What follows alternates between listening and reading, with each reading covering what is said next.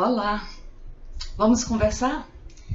Trouxe hoje para vocês assim um alívio para Dawkins, para aquilo que foi trabalhado a semana passada, e chama-se Filosofia da Religião, de Urbano Siles. Vamos a ele? Muito bem.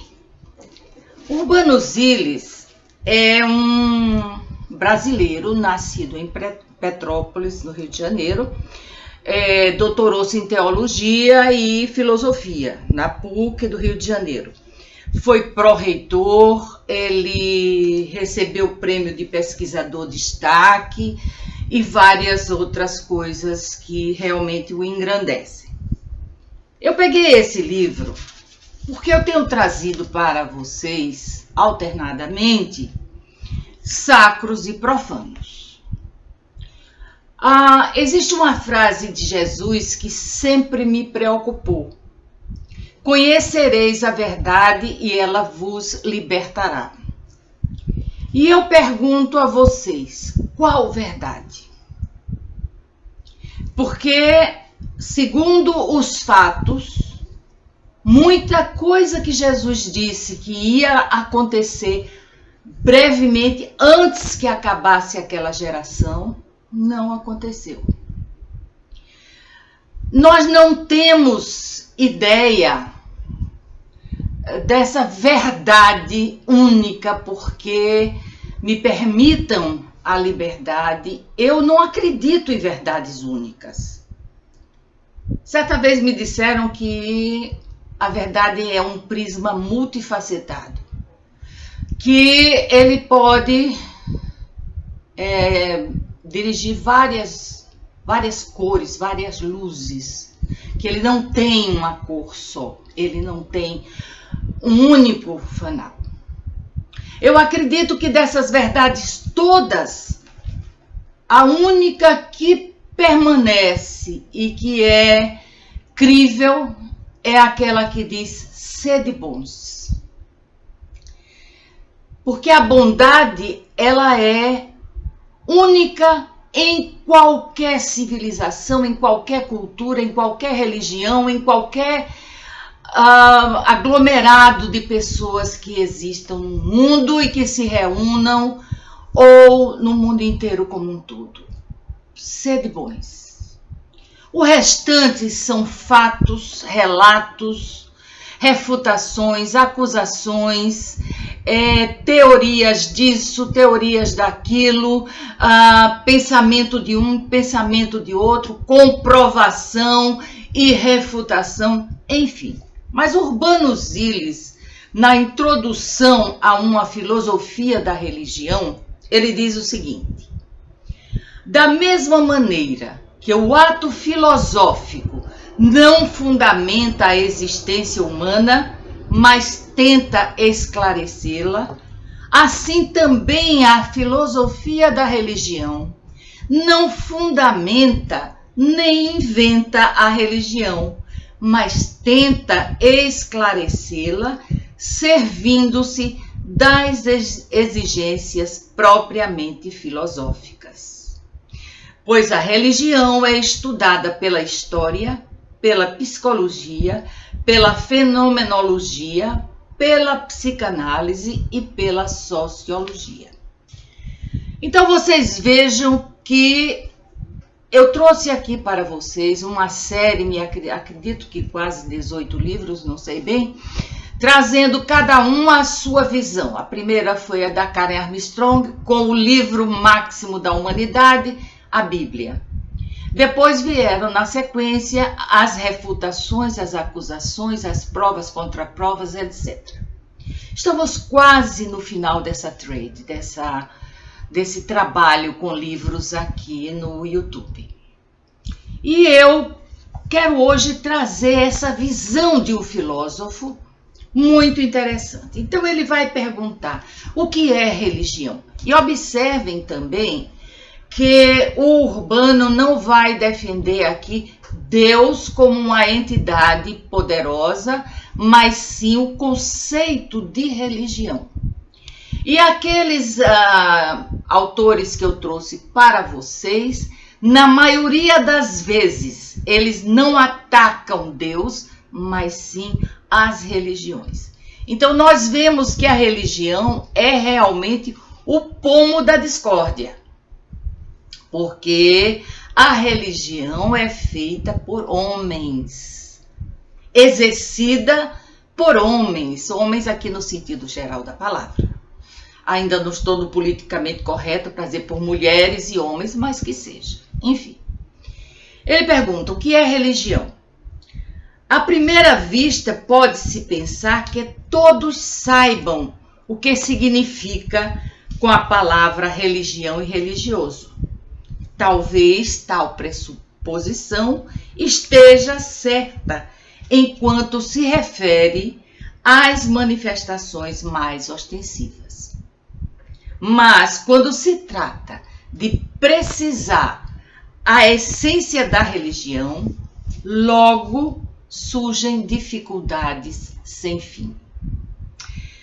Quem poderá, pergunta Urbano, quem poderá fixar os limites entre o verdadeiramente religioso e o puramente cultural, folclórico ou social? O que, por exemplo, entre nós é da essência religiosa, numa festa de primeira comunhão, de um casamento na igreja, de um funeral com a presença de um pastor, um padre, um rabino? Se se trata de manifestações, como descobriremos o que manifestam? Vamos observar, por exemplo, os batismos. Existem pessoas que acreditam piamente que se não batizarem as crianças, se elas por acaso vierem a falecer, elas irão imediatamente para um limbo. Eu não sei se ainda existe essa teoria na Igreja Católica. E não sei o pensamento dos evangélicos acerca disso. Mas vejam o absurdo da coisa.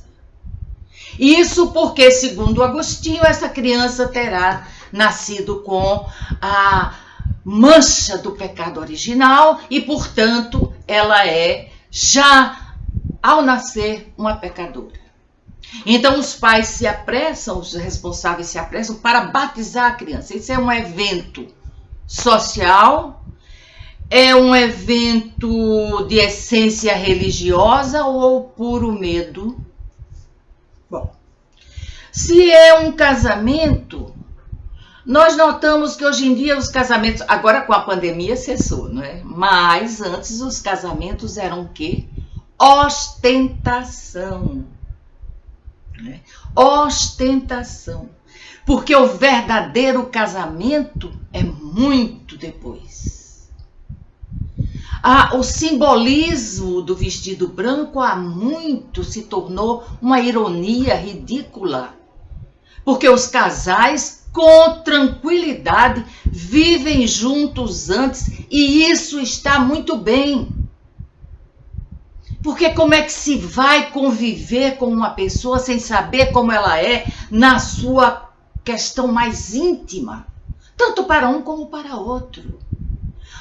Mas tem que ter o buquê, tem que ter o vestido branco, tem que ter todo o ritual. Então é exclusivamente social. Lógico que existem as exceções, aqueles que querem a bênção. Então, nós radicalizamos um pouco quando falamos para mostrar as diferenças entre aquilo que ele pergunta aqui. Quem poderá fixar os limites entre o verdadeiramente religioso e o puramente cultural, folclórico ou social? E segue ele mais adiante. Mas com que ou com quem o homem se relaciona na religião? Com os pastores, com os padres, com os rabinos E ele vai dizendo que o problema religioso toca o homem em sua raiz ontológica. É raro ver uma pessoa comum se perguntar de onde eu vim, quem eu sou, para onde eu vou. Hoje em dia, essa pergunta, quem eu sou, ela tem conotações psicanalistas, psicológicas, porque as pessoas estão em busca do seu eu e geralmente o seu eu contraria tudo aquilo que é do establishment. Desde a antiguidade, diz ele, por religião, entende-se a relação de Deus, do homem com Deus ou com o divino. Mas logo, a nossa consciência indaga o que é o homem, o que é Deus, o que vincula ambos, o que é religião. O que é que lhe vincula realmente a Deus? A crença verdadeira. Então você se reserva 1 hora do dia, meia hora, para orar? Ou a sua crença em Deus advém do hábito familiar, da sua educação? Ou advém do seu medo atávico do que lhe possa acontecer se você não crer em Deus? E Urbano prossegue, dizendo que quando se fala da relação do homem com Deus, designa-se, antes de tudo, uma maneira própria de ser do homem. Em relação a Deus, o homem na religião toma a atitude de quem se sente desafiado, de quem experimenta um apelo e de quem abriga temor em sua alma. Desde a antiguidade, portanto, que essa questão nos intriga.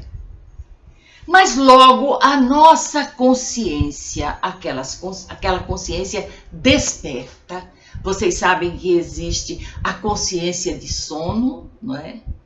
A consciência em despertamento e a consciência desperta e a consciência mais alta, ou chamada consciência cósmica, que eu não gosto muito do nome. Mas isso de consciência de sono é aquela pessoa que pouco está se incomodando. Ela come, dorme, ela procria, ela faz sexo quando sente uma necessidade física e ela não tem ideais, ela não tem nada, ela nem se pergunta quem é, quem não é, que não interessa. A consciência em despertamento é aquela que começa a indagar-se. É aquela que diz assim, mas será que é assim mesmo? Mas eu tenho dúvidas, eu procuro saber, A consciência desperta é aquela que sabe, ou pensa que sabe, ou sabe dentro dos seus limites de conhecimento. E por fim, a consciência cósmica é aquilo que os místicos, os hindus, as pessoas mais dedicadas a essa parte de excelência das religiões, já conseguem conviver em paz, sem dúvidas, sem questionamentos e aceitando, sem desejos, sem apegos. Mas o homem, a consciência crítica indaga: o que é o homem? O que é Deus? Aquela pergunta que fizemos antes. Então, nós vemos que quando se fala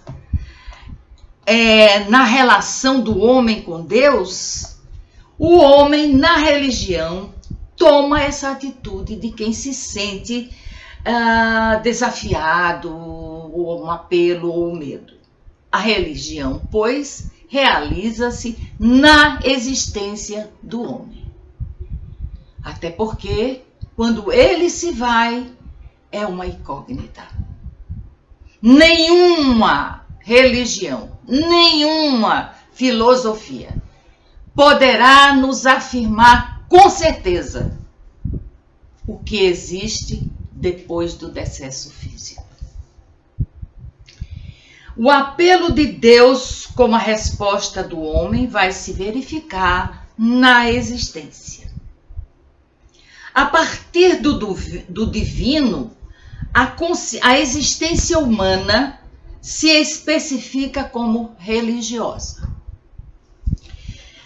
E hoje nós vemos os ateus jogando anátema em cima da religião, dos religiosos, uns mais agressivos, outros mais filosóficos, uns com posições mais vigorosas, truculentas, outros com posições mais tranquilas. E, por sua vez, nós vemos as pessoas religiosas colocando anátemas em cima daqueles que não creem, como se crer fosse uma questão de vontade.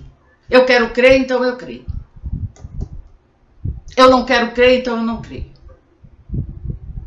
Existe todo um universo de dúvidas, de perguntas, de questionamentos. E se você é um crente que não se questiona, você está como o avestruz que põe a cabeça dentro do buraco e deixa o corpo enorme do lado de fora.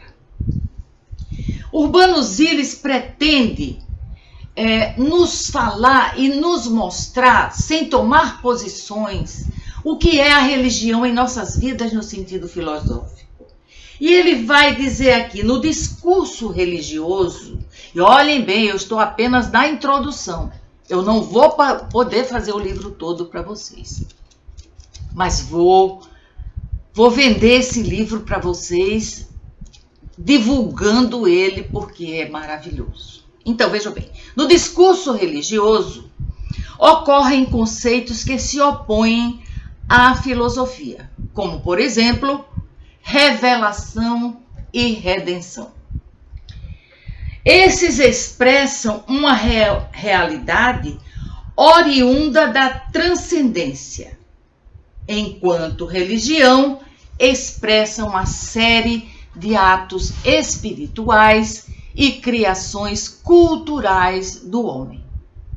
A revelação fala do divino, de algo que penetra na vida. A religião refere-se a uma realidade de vida e a uma realidade cultural.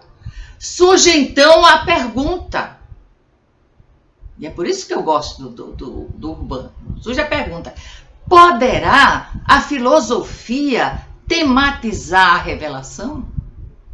Que será da religião sem revelação? Nada. E de quem vêm as revelações? De Deus, do divino, do Criador, do Mestre, disso daqui. Através de quem? Dos homens. E qual é a bagagem que o homem traz? Quais são as suas crenças anteriores? Quais são as suas emoções em relação a tudo isso? Essas revelações virão puras, diretas do divino para o humano? Ou será que nessa trajetória, quando chega no homem e a sua bagagem, não haverá um tumulto qualquer, uma alteração qualquer? No cristianismo, por exemplo, diz ele, a revelação é a penetração do incondicionado no mundo condicionado. O que eu acabei de falar aí para vocês. Toda ciência deve ser situada no conjunto das ciências. A filosofia pertence às ciências do espírito. Poderemos detectar na ciência, na filosofia da ciência, 3 aspectos: a filosofia, a história e a sistemática. Existe um autor chamado Paul Tillich. Eu já tentei encontrar os livros dele, mas são dificílimos de encontrar. E além de dificílimos, caríssimos. E a coisa hoje está complicada, não é, queridos? Mas Paul Tillich descreve a relação entre filosofia da religião e teologia, por exemplo. Vocês sabem o que é teologia, não é? É o estudo de Deus, etc. Filosofia da religião é doutrina das funções religiosas e de suas categorias. Teologia é apresentação normativa e sistemática da planificação concreta do conceito de religião. É orientação para o incondicional na esfera teórica das funções do espírito. E isto apenas enquanto for religiosa. Poder-se-á justificar a religião perante a razão? O Espiritismo, por exemplo, tem esse lema, que a fé, a religião, é só aquela que pode encarar frente a frente a razão. Mas nós vamos ver que a razão não é assim tão simples como parecemos achar, assim como a verdade. A verdade seria o que? A razão? A razão seria a verdade de que fala Jesus? Então, poder-se-á justificar a religião perante a razão? Pergunta Ziles. E diz o seguinte: a filosofia nasceu na antiga Grécia como atitude crítica na vida concreta do homem. Nasceu como tentativa de formular questão da verdade desta vida em sua globalidade. Como a religião era parte desta vida concreta, os filósofos não podiam deixar de formular a questão da verdade da religião, de sua significação para a vida humana e a questão filosófica sobre Deus. Os pensadores, os filósofos nunca abandonaram essas questões. Continuam até hoje se perguntando, como André Comte-Sponville, como Luc Ferry, como vários outros que seria até tedioso nomear, como Michel Onfray, como o Hitchens, porque aqueles brados deles contra Deus, contra a religião, contra tudo, são questionamentos que eles supõem ter encontrado a verdade deles. Ou nossa, se nós adotarmos esses pontos de vista. Eu não adoto, eu prefiro ficar entre linhas. E eu prefiro ouvir um, ouvir outro, questionar, mas não está em meu tempo de vida achar a verdade. Ela não está ainda ao meu alcance. Está nas minhas tentativas ainda. A grande virada antropocêntrica na filosofia ocidental moderna também modificou radicalmente a problemática de Deus. As ciências, visando a dominar a natureza através da descoberta da regularidade dos fenômenos naturais, dispensam a hipótese da causa primeira. Ou seja, Deus seria a causa primeira e única, aliás, a causa primária de tudo. As ciências dispensam. Elas não aceitam. Mas o pensamento moderno não consegue pensar a subjetividade humana em seu relacionamento teórico e prático com o mundo, sem referência positiva ou negativa a Deus. Eu marquei isso aqui em verde, porque cada vez que eu leio um pensador desses se batendo contra Deus e a religião, eu sei que ele está na busca. E isso não quer dizer que ele vá se tornar um crente, de forma alguma. Não creio que isso seja necessário para vivermos bem. Assim como eu não creio que descrer seja necessário para que alguém desperte. As questões estão em aberto.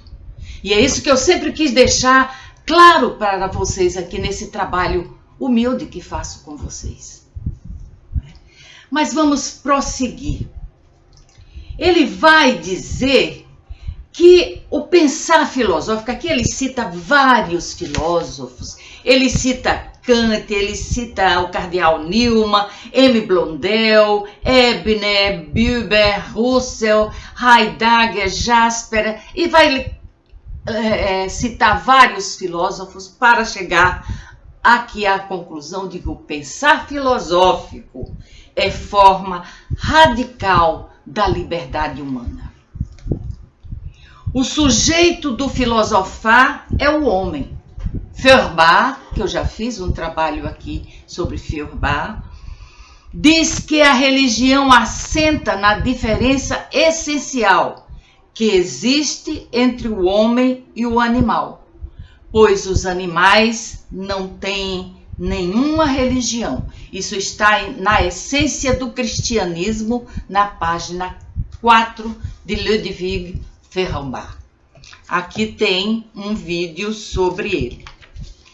E daí afora nós vamos vendo, por exemplo, o lema de Kant, sapere aude. Tenha coragem de servir-te do teu próprio entendimento. Tal é o lema do iluminismo. Isso está em Crítica da Razão Pura. Um dos livros mais difíceis de ser compreendido, mas um livro importantíssimo. E essa frase aqui, tem a coragem de servir-te do teu entendimento, do teu próprio entendimento. Não é aquilo que vem de A, B, C e D, mas aquilo que eu compreendo. Tal é o lema do iluminismo. O iluminismo ainda não está ultrapassado. Recentemente foi lançado um livro excelente chamado O Moderno Iluminismo. Depois eu digo o nome do autor, que agora me faltou. Sou velhinha, viu, gente? Então, o iluminismo não está ultrapassado. Ele ainda apresenta, antes de tudo, deixa eu ver se é isso mesmo, surge como proposta, processo que perpassa toda a história espiritual do Ocidente.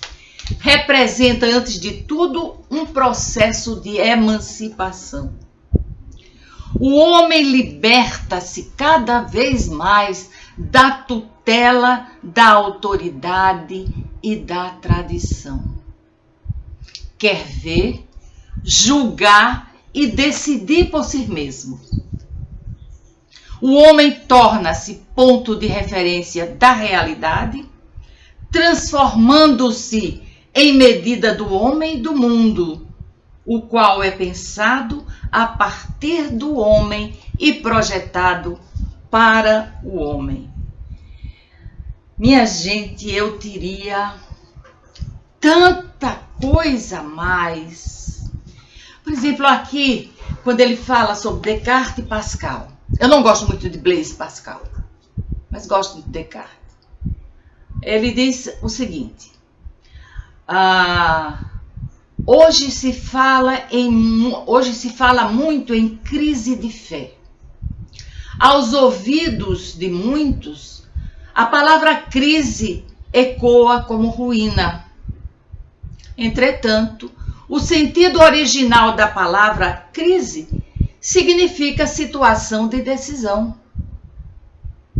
Eu estou em crise, eu estou precisando tomar decisão de alguma coisa, de algo, e inclusive do pensamento. Mas uma crise, entretanto, Em outras palavras, parece que a fé perdeu sua evidência racional. Antigamente não se questionava. E ai daquele que questionasse.